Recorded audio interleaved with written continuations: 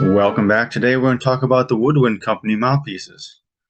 Here's my favorite one, which is a K9. And I used this for many years. This was my favorite mouthpiece. I still use it when I can, but I also use the M13 lyre now in conjunction with this. Anyways, I have a box of them somewhere. I couldn't find it for this video. I'll keep searching for it. But we'll get to my website and review the information I have on the Woodwind Company mouthpieces. Had a lot of an earlier Woodwind catalog had a lot more mouthpieces you can see here.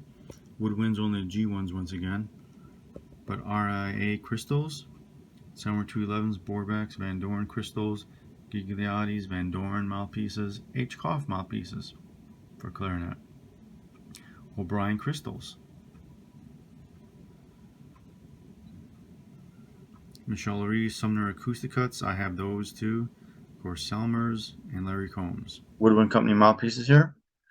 It says the most popular models. The top professional musicians use Woodwind Company mouthpieces in Steele Ebonite, a specially developed hard rubber that's highly sensitive, durable, and tough metal, and non-warping under extreme high temperatures. Anyways, original for clarinet is right here on the right-hand side. And B-flat clarinet, C6, C7, K, K9, K10, B7, G. And these letters are defined a little bit more down below. I mentioned before, my favorite was the K9. I used it for years. I have actually several of them, and they're all really nice. They can take a good amount of airflow. You can be very dynamic on them with good ease, though they're more symphonic type mouthpieces, I believe.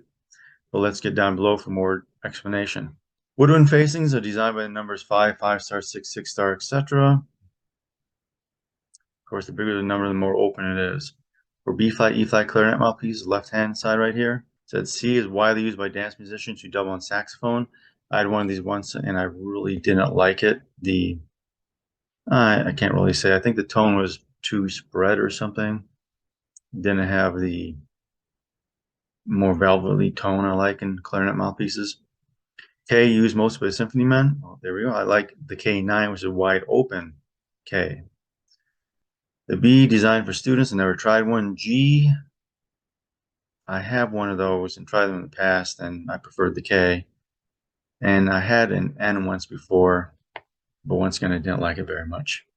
The K was my preferred one, a larger tip opening. Idina, the first generation, patent numbers on the side, K9, other stamp on the front, Woodwind Company Steele Ebonite, number 36. I don't have any pictures of it.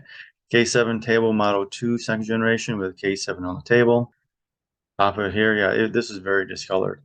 There's a way of getting the color back, but you gotta sand off the corrosion and then you get to the black area, or you can use like olive oil and make it darker, but just for a while, because it'll, of course, wear off, come out, leach out.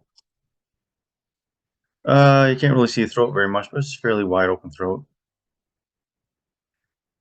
Here's a K9, one of my K9s, not this one, a different one. Tell because I have my tooth patch on it.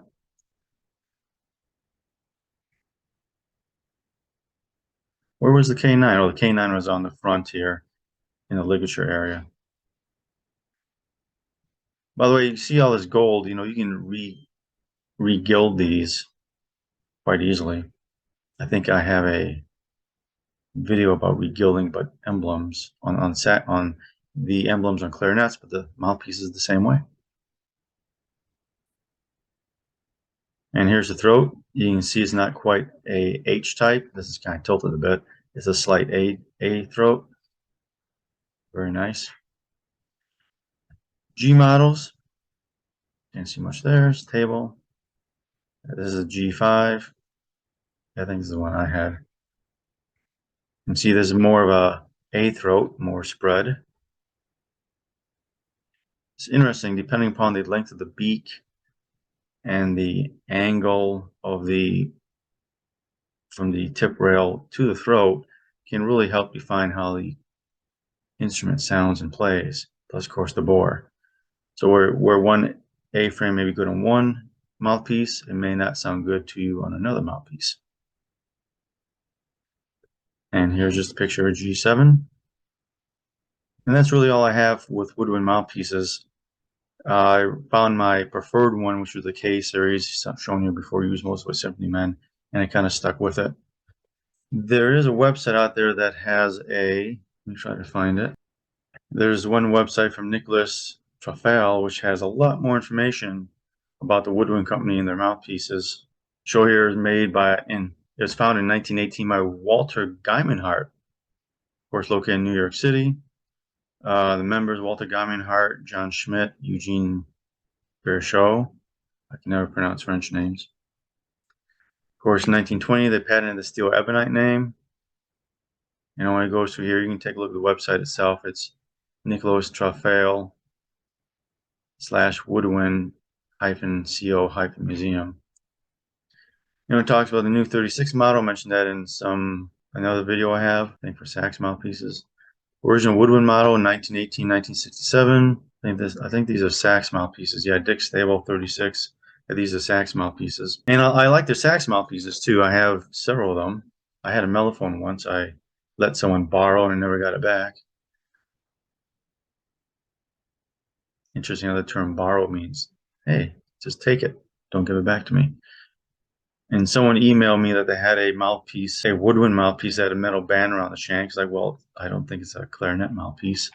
Well, they never replied with any pictures or anything. They never replied again. You can see a lot of saxophone mouthpieces. Here's one clarinet mouthpiece. Oh, a lot of clarinet mouthpieces, clarinet mouthpieces. They also had ads in the catalogs I have, old catalogs I have too. A lot of sax mouthpieces. 1950 Woodwind catalog. There's a resistance curve. I have this printed downstairs somewhere. Well, I think it was in my Alexander Selmer catalog. It goes over the Woodwind mouthpieces, the C, the K. So C, resistance curve, the facing curve design, especially those who have a short bite on the mouthpiece. So I don't have a short bite on the mouthpiece. I have a symphonic. I was taught by professionals from the Detroit Symphony to have a proper clarinet embouchure. K series, particularly number 7, 8, and 9, is used mostly with symphony men and legitimate school clarinetists. There we go. And later, double and saxophone. Well, I started in saxophone about 1974, picked up clarinet in 1978, so I was opposite, didn't double on the saxophone, I actually doubled on the clarinet. B series, developed for the student and dance musicians who favor this facing up to B10. G series, dance and symphonic players, dance music players prefer the larger tips, while the legitimate clarinets prefer the smaller tips, 5 through 6 star. N series, designed by one of the teachers at the Juilliard School of Music. I never knew that.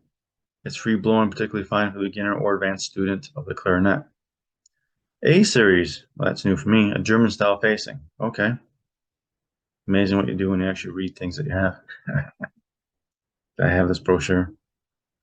Well, that's all I have for today. Woodwind Company mouthpieces, Steele Ebonite, K series, K9, the best clarinet mouthpiece you can probably find for the price. Thank you very much. Don't forget to like, share, and subscribe, and we'll see you later.